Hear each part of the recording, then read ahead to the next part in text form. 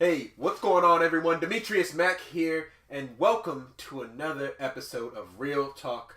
Now, this, for those of you, if this is your first time watching this series, this is similar to my What Kind of Shit Is That series, except it is on the more calm side, I guess. In that series, I'm a little bit more goofy. I'm a little bit more, blowing things out of proportion in some cases. In this series, I just sit down and I talk about topics that I feel like talking about in the video game world and real life things going on, things that I want to talk about, and I keep it real with you, things that are going on with me, and I keep it real with you guys. So, without further ado, I want to talk about we'll bring up the topics that I want to talk about today. It's going to be a happy topic, then a not so happy topic, and then another happy topic. I want to talk about games that are coming out in 2017. There's a lot of games that are coming out, a lot of anticipation.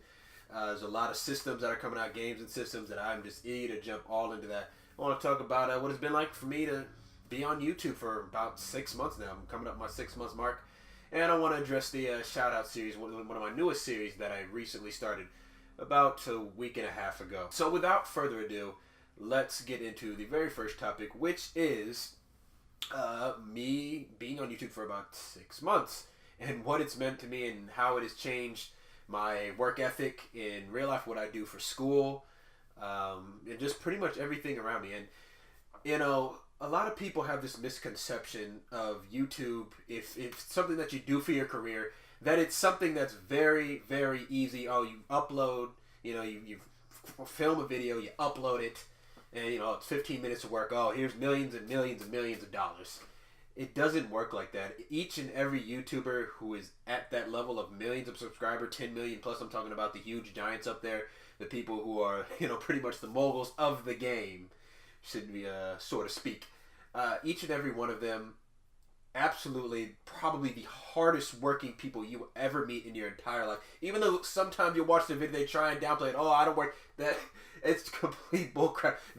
Each and every one of those subscribers who has, each and every one of those content creators who have 10 million plus, and even some who are, not at 10 million, the people who have millions and even hundreds of thousands, everybody is just on YouTube who has that work ethic of, man, this is my life, this is my livelihood, I like making videos, helping out people, entertaining people, informing people, whatever it is.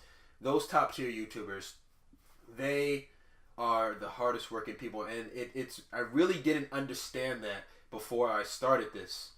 And though I am obviously not amongst the ranks of those gentlemen or ladies in that category with the millions of subscribers, it is still something that has pretty much inspired me. It's like, wow, like these people have worked their butts off for this type of for this lifestyle that they have created for themselves, for the life they have created for themselves. And it is by far not an easy job, not an easy thing that they've done. Yes, at point there are certain perks, there's some things that may seem easy, and all these YouTubers will talk about it.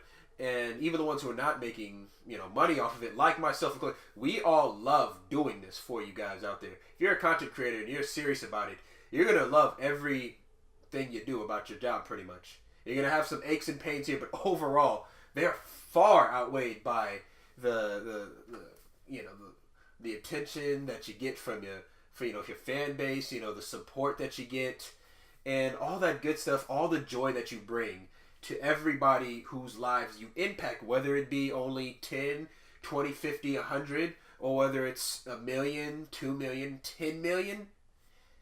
It's all the same pretty much, I think. And I think anybody who takes YouTube seriously really thinks about that. They really value their subscribers and subscriber base. So it has really taught me a lot of what hard work is, and how much a quick 10-minute, 15-minute video can mean or have an impact on somebody's life. And it is one of the reasons that I started YouTube, was to actually just hone my skills. And I was like, okay, let me see how this thing goes, and let me just hone my skills, because I'm in film school. I've mentioned this in previous videos before. I'm a film production major, and one of the things I want to do for the YouTube is to just, hey, make a few videos here and there, and, not really maybe take it that serious, but hey, let me just make a few videos here and there and see if I can get better with my skills while I'm learning. You know, kind of a, just something to do because, it's my major. I like doing it. But it's turned out to be so much more than that. And I'm so glad I decided to do it and decided to stick with it. I can't believe that I'm actually at 133 subscribers right now. I got to tell you, my goal for YouTube was to get 100 subscribers by a year. I didn't think I'd get 100 anywhere near this amount. I got 100 subscribers almost within 3 or 4 months, I believe. And I gotta say thank you to everybody who was stuck with me. Thank you to everybody who subscribed, watched any second or minute or whatever amount of my video. Thank you. It really means a lot to me, and I look forward to 2017 to bringing a lot more content for you all. That brings me to the second point I want to talk about. This is the little not so happy version of this video, I guess you could say, and that is being the point of the shoutout series. Now I want to address something really quick about the shoutout series. This would probably be the shortest of the three topics that I want to talk about. The shoutout series, honest and for truly, was something that I thought of. I thought I'd never do. I never thought I'd do it, but I thought if I could experiment it and make it a little twist on a way, that it would, possibly have great benefits for a lot of people. Not just myself, of course. I'd be lying to you guys if I said, yeah, I wasn't thinking about getting subscribers through this way. But I did, and for truly, want it to be very, very effective, using the paid promotions and everything to go ahead. But as of right now, it just doesn't seem like a lot of people are really feeling the groove of it right now. And and you know what? I really can't be that mad at it. I really want this thing to succeed. I really want it to go through, but it just seems like right now at this point in time, things are just not going my way. As a matter of fact, at the time of this is Sunday, and this video will be going up Monday, but at this time right now, I can't even promote the latest shout-out video that I just dropped today for whatever reason. I don't know. The Google AdWords will not let me promote. It says for shocking content, I'm going to give them a call. I'm going to give them a call tomorrow, which is, in your guys' case, which is today, and see if I can get this all figured out, because I'm really not understanding why it is I'm not able to promote the video that says shocking content. I don't know, but the point of this being is, I don't know if it's going to continue, guys. And I'm sorry for everybody who is interested in this, but I just feel like a lot of people won't be getting a lot out of it. I'm going to be putting, my own money and my own, spendings into this. And if people aren't really feeling it, people aren't really participating in it, then, hey, it's something that people aren't really feeling. This is something that I wanted to experiment from the beginning. This was something that I wanted to last a very long time, but I told myself, if this doesn't work out, it's okay. I don't plan on defining myself as a shout-out channel. I never did from the start.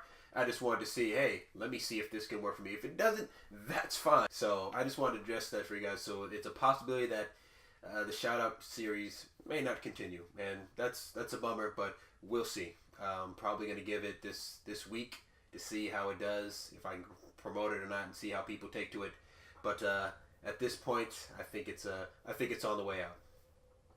Sorry. The third thing, and this is the most thing I'm excited about, man. I am just excited about the entire calendar year of, good God, of 2017. We've got a whole hell of a ton of games coming out here. With Horizon Zero Dawn coming out in February, the Resident Evil 7, both highly anticipated games for me. I'm very highly anticipating both of these games, and I've not been a really big fan of Resident Evil 7, but I looked at some of the gameplay from it. I looked at some of the gameplay from Horizon Zero Dawn. It just looks amazing. It's something that I'm excited to bring to the channel for you guys, because I will absolutely 100% be showing it for you guys here on the channel. There's Prey coming out, which, if you guys don't remember Prey, I'm not sure if they actually ever came out with a second one, but I played the first one, which was on 360, I believe. I believe it was one of the first or earlier releases on the Xbox 360. Amazing game. A simply amazing game. And it's by Bethesda.